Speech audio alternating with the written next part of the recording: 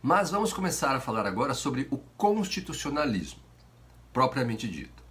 Qual é o conceito? Segundo Gomes Canutilho, teoria ou ideologia que ergue o princípio do governo limitado, indispensável à garantia dos direitos, em dimensão estruturante da organização político-social de uma comunidade.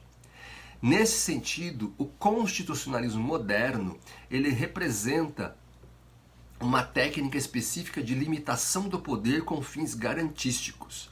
O conceito do constitucionalismo transporta, assim, um claro juízo de valor.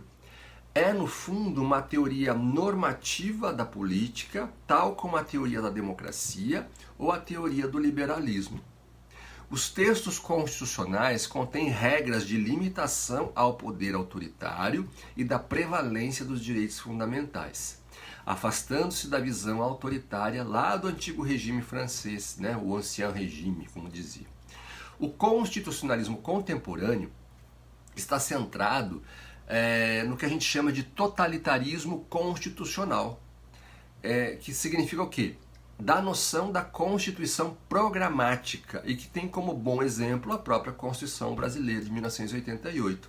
Assim, fala-se em totalitarismo constitucional na medida em que os textos sedimentam um importante conteúdo social, estabelecendo normas programáticas que seriam metas a serem atingidas pelo Estado, programas de governo e se destacando o sentido de constituição dirigente. Essa concepção de dirigismo estatal, do texto fixar regras para dirigir as ações governamentais, tende a evoluir para uma perspectiva de dirigismo comunitário. Essa ideia é vislumbrada pelo professor André Ramos Tavares ao falar em uma fase atual do constitucionalismo globalizado, que busca difundir a perspectiva de proteção aos direitos humanos e de propagação para todas as nações. E o neoconstitucionalismo? Os aspectos que envolvem essa nova noção de direito constitucional diz que a doutrina passa a desenvolver, a partir do início do século XXI, uma nova perspectiva em relação ao constitucionalismo, denominada neoconstitucionalismo, ou, segundo alguns, constitucionalismo pós-moderno ou ainda pós-positivismo. Não mais apenas atrelar o constitucionalismo à ideia de limitação do poder político, mas, acima de tudo, buscar a eficácia da Constituição, deixando o texto de um caráter meramente retórico e passando a ser mais efetivo, especialmente diante da expectativa de concretização dos direitos fundamentais.